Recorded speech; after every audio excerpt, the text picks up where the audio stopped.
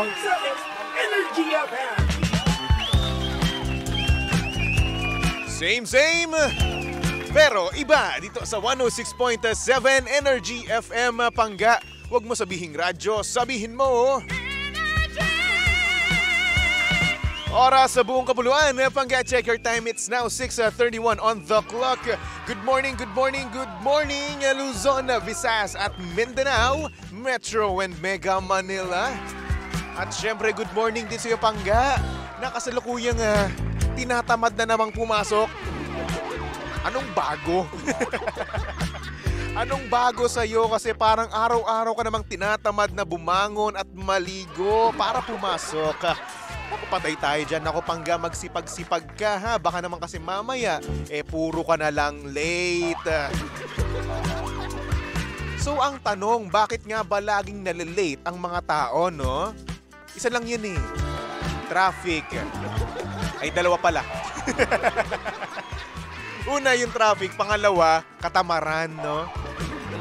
Kasi nga naman, ang daming distractions natin sa buhay, no? Like for example, pagkagising mo pa lang, cellphone ka agad ang hinahawakan mo, no? Oo, tapos sa kaka-cellphone mo na yan. Ay nako, tatamarin ka na naman. Yung tipong mawiwili ka sa kaka-scroll mo sa TikTok, sa Instagram, sa Facebook, no? Hindi mo na namamalayan, late ka na naman pala. Tapos ang matindi dyan, hindi ka pa maliligo, Brad. Late ka na nga, mabaho ka pa. Pero syempre, meron din naman tayong mga panggano na kahit na hindi maligo, napakabango pa rin naman talaga. Sana all, no? Sana all kahit hindi maligo, walang asim, walang amoy. Yung tipong hindi naging amoy ang hit. Diba? Gusto ko maging talent yun. Yung tipong kahit hindi ako maligo ng ilang buwan, ay, mabango pa rin ako. Napakaganda ng ganun klaseng talent. No? Para kahit na tamarin man ako kumilos, hindi na ako maliligo, pasok pa rin ako sa time namin, di ba? Hindi ka malalate, Brad, kasi nga naman hindi ka maliligo, no? Kasi for sure sa mga pangga natin dyan, no, ang bagal nilang maligo, ang tagal-tagal nilang kumilos, no? Oo, katakot-takot ang mga inilalagay sa mukha, sa buhok, no? Sa katawan. Hindi ko alam kung anong pang klaseng pagpapaputi ang kailangan nyo, no? Para lang kuminis kayo. Para mapansin ni crush. Kaso nga lang, bad news. May jowa na ang crush mo. Ayun lang yung masama doon no? Paganda ka ng paganda, may jowa naman pala si crush. Wala din. Pero syempre, yung iba rin namang mga pangga natin dyan, hindi naman nagpapaganda para sa kanilang crush, no? Nagpapaganda sila para nga naman sa kanila mismo. Oo, sa sarili nila. Self-love, kung tawagin man, pangga. Oo. Kaya naman, pangga, kung ikaw ay nagpapaganda ngayon para sa sarili mo, why not, Coconut? Congratulations! Mahal mo na ulit ang sarili mo. Oh, karamihan sa mga pangga natin nagpapa-facial, 'di ba? Kung ano-ano pang tinuturok sa mukha, no? Sana all may pang-pa-facial. Yung iba pa nga parang may ginagawa sa mukha nila Ewan ko kung ano, laser ba tawag doon. Tapos meron din silang ginagawa na para hindi natubuan ng tigyawat. Ay, sana all, no? Alam niyo, may tigyawat ako dito sa may bandang, sa may balbas ko. Bigote pala, bigote. Balbas tuloy. So ayun, since si Baby Toby ngayon ay hindi nakapag-ahit, no? Kasi tinamad nga ako kanina. Ayan, natatago yung tigyawat ko. Diba? Hindi siya halata. Hindi siya medyo halata. Halata pa rin, pero hindi ganun gaano. Anyway, mga pangga, saktong oras natin yun na 6:35 on the clock. Kasama nyo pa rin at kalandian ang hot baby boy ng radyo. Walang iba kundi si Baby Toby na makakasama nyo hanggang alas 8 ng umaga. At syempre, pangga, kung ikaw ay meron kang hinanaing sa buhay tungkol sa iyong ex, tungkol sa iyong jowa, tungkol sa iyong crush, or hindi naman kaya tungkol sa iyong boss, kung gusto mo siyang backstabin, no? Kung gusto mo lang naman, why not, di ba?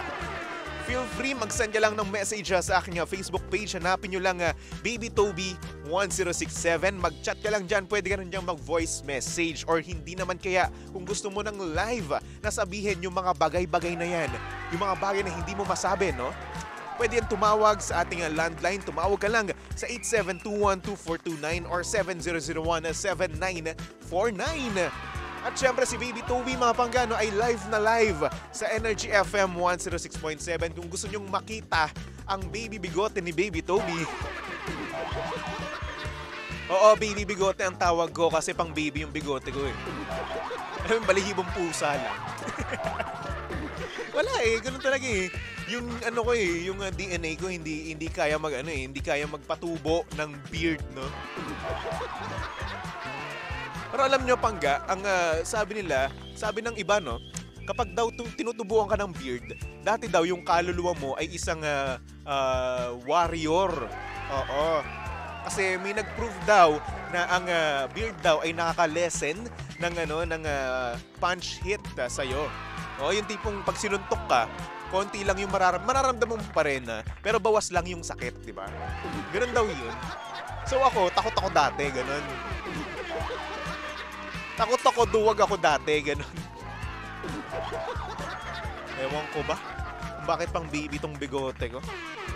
Anyway mga pangga, oras natin yun, 6:37 on the clock. Simulan na natin ang shoutout sa umaga. Shoutout mo na yan! Number 1, 06.7 Energy FM.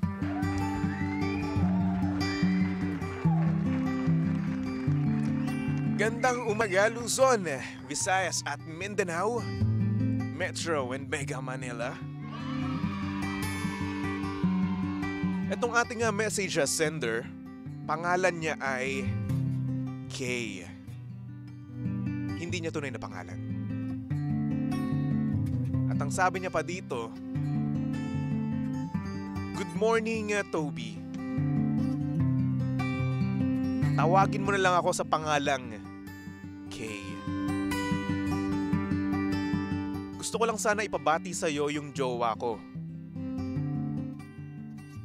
Hi, Christian. Kahit alam ko na nanloloko ka na, hindi pa rin akong umaalis sa'yo. Ewan ko ba kung syunga ba talaga ako or nagmamahal lang. Pero ayun, magbubulag-bulagan na lang ako para hindi tayo maghiwalay. Mahal na mahal kasi kita. Sana dumating yung time na ma-realize mo kung gaano kita kamahal. Hindi ko kayang mawala ka, pero sana ganun ka rin sa akin. Nasasaktan na ako at nahihirapan na ako. Pero sana magbago ka pa. Ayun lang naman, Toby. Maraming salamat sa'yo.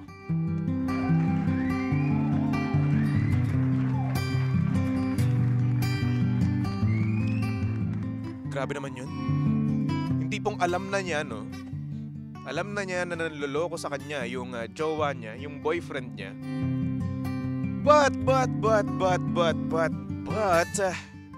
hindi niya pa rin hinihiwalayan. Andun pa rin siya para sa kanya, para hindi sila, alam niyo na, magkalayo, no? Kasi nga naman, hindi niya alam kung syunga siya or nagmamahal lamang. Pero minsan, no, isipin din naman natin yung sarili natin. Kasi, kagaya niyan, nagmumukha ka ng syunga, di ba? Kahit ikaw mismo, napapaisip na yun sa sarili mo, no? Iniisip mo na, syunga ba ako? Which is dapat hindi, no? I think, tag dito, pangalan mo, Kay. Maraming tao para sa'yo, no? At bakit ka nagsasettle sa isang manloloko? Diba? Bakit ka magsasettle sa isang tao na walang respeto? Marami namang tao na pwedeng ibigay sa'yo yung pagmamahal na deserve mo. Bakit ka nagtsatsaga sa taong manloloko? I know, sa ngalan ng pag-ibig, kayang-kaya mong magtiis sa mga ganyang bagay, no? Kaya mong hindi pakawalan yung taong niloloko ka na. But, andito ka pa rin. Andyan ka pa rin. Hindi ko alam kung bakit, kung ano yung nakukuha mo sa kanya. Pero, hindi siya worth it, Brad. Girl, hindi siya worth it. Alam mo, marami ako kilala na single na kayang rumispeto sa'yo. Kagaya na nga lang netong tropa ko. Sa comment section ngayon, 30 Mendoza.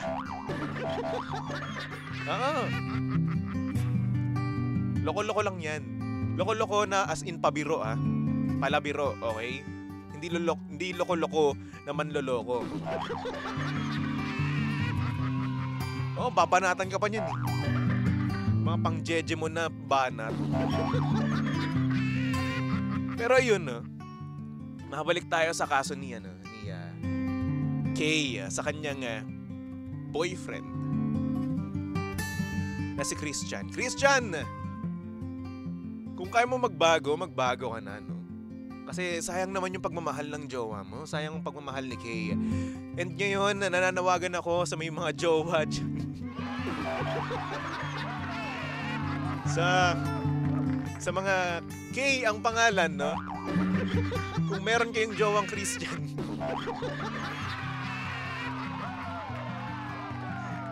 Mag-isip-isip na kayo, ha?